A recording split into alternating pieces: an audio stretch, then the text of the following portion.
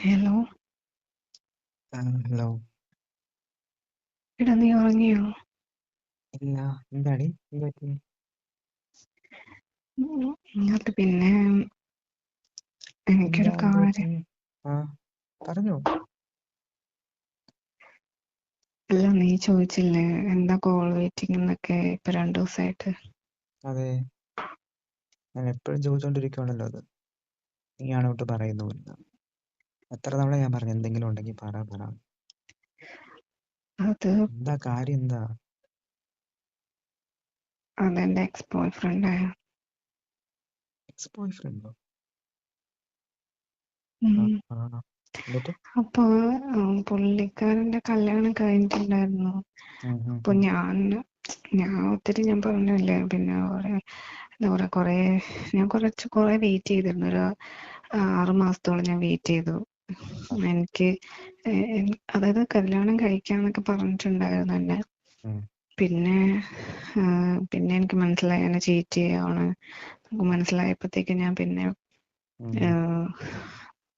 പുള്ളീനെ എന്താ അങ്ങ് വിളിക്കാൻ അവോയ്ഡ്. കാര്യം? എനിക്കറിയത്തില്ല, കല്യാണം കഴിഞ്ഞു ഞാൻ അറിഞ്ഞിട്ടുണ്ടായിരുന്നു. അപ്പം ഇവിടുന്ന് ഞാൻ നമ്പർ പിന്നെ മാറ്റിയിട്ടുണ്ടായിരുന്നു, നേരത്തെയുള്ള നമ്പർ. അപ്പോൾ ഒന്നും കോണ്ടാക്ട് ഒന്നും ഇനി വേണ്ടെന്നുള്ള രീതിയിൽ. അപ്പൊ ഇവിടുന്ന് അതൊക്കെ പോട്ടെ, അതൊക്കെ പോട്ടെ. നമ്പർ ഇവിടുന്ന് കിട്ടിയിട്ട് തപ്പി പിടിച്ചിട്ട് എന്നെ വിളിച്ച്. എനിക്ക് മനസ്സിലായി. ഞാൻ അങ്ങനെ ചോദിച്ചു, എന്തിനാ, ഞാൻ ഒത്തിരി വിഷമിച്ചിട്ടുണ്ടായിരുന്നു. ഇപ്പൊ ഞാൻ റിക്കവറായി, എന്തിനു വീണ്ടും എന്നെ കോണ്ടാക്ട് ചെയ്തെന്നൊക്കെ ചോദിച്ചു. ഉം.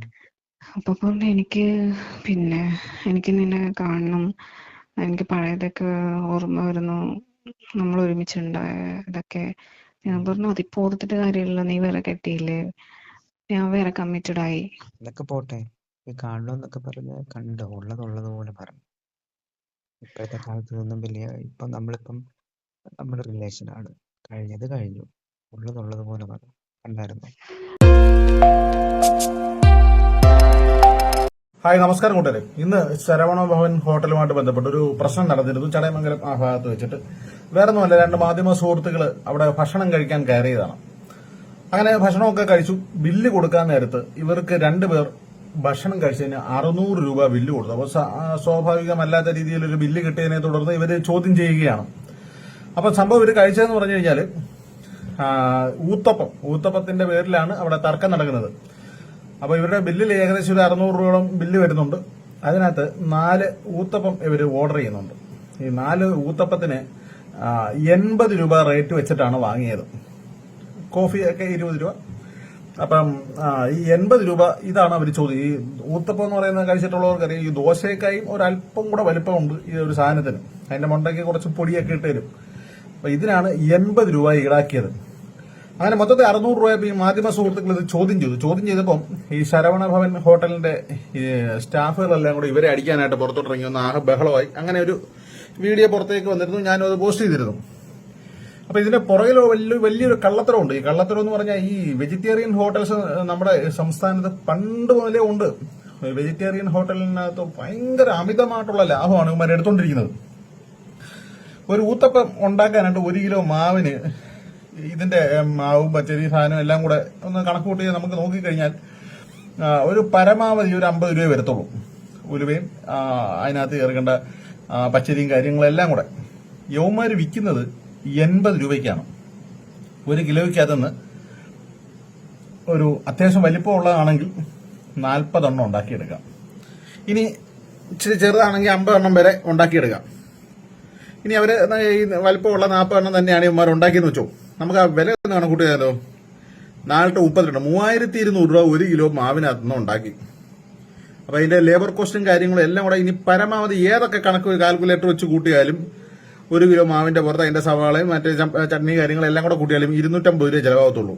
അതെല്ലാം അങ്ങനെയല്ല, അതിൽ കൂടുതലുണ്ടെങ്കിൽ ഏതെങ്കിലും ഒരു ഹോട്ടൽ മുതലാളി ഇന്ന് തെളിയിച്ചു കാണിക്കട്ടെ.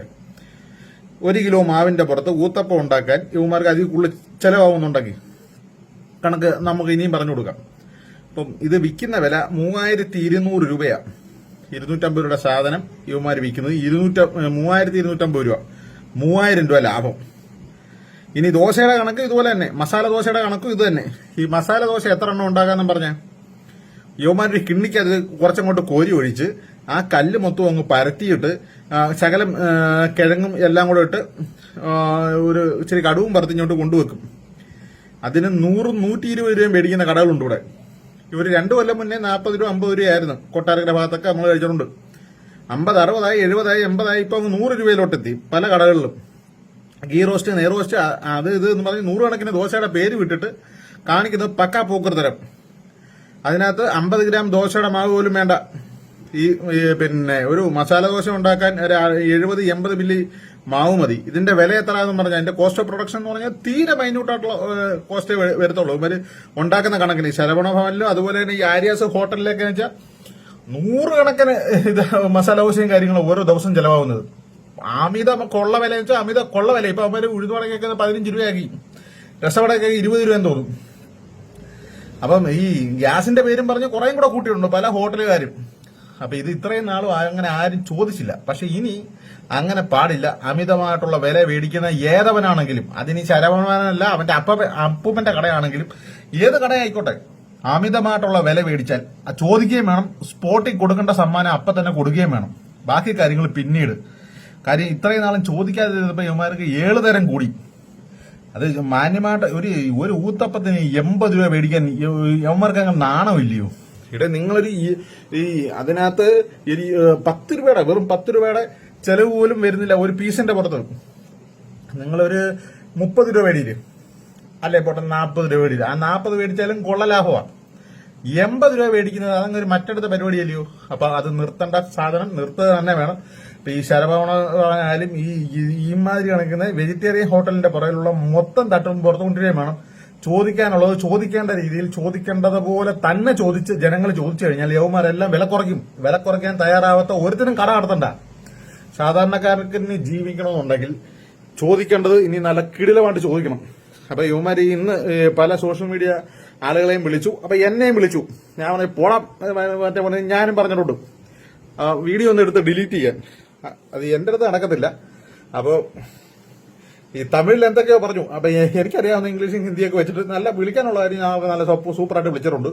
അപ്പൊ പിന്നെ എന്റെ അടുത്ത് പരിപാടി നടക്കത്തില്ല. ഇനി എന്തുകൊണ്ട് വന്നാലും ഇവിടെ ഞാൻ ഡിലീറ്റ് ചെയ്തില്ല.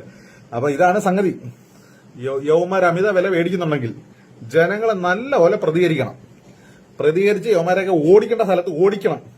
അല്ലെങ്കിൽ മര്യാദയ്ക്ക് വില കുറച്ച് മര്യാദയ്ക്ക് വിൽക്കണം. മര്യാദയ്ക്ക് വിറ്റില്ലെങ്കിൽ യവന്മാരെ മര്യാദ പഠിപ്പിക്കാൻ നമുക്ക് അറിയാം. ഈ വിഷയം നമ്മളെ വിടത്തുമില്ല. അപ്പം അവന്മാർ നേരെ ഒന്നും നോക്കട്ടെ.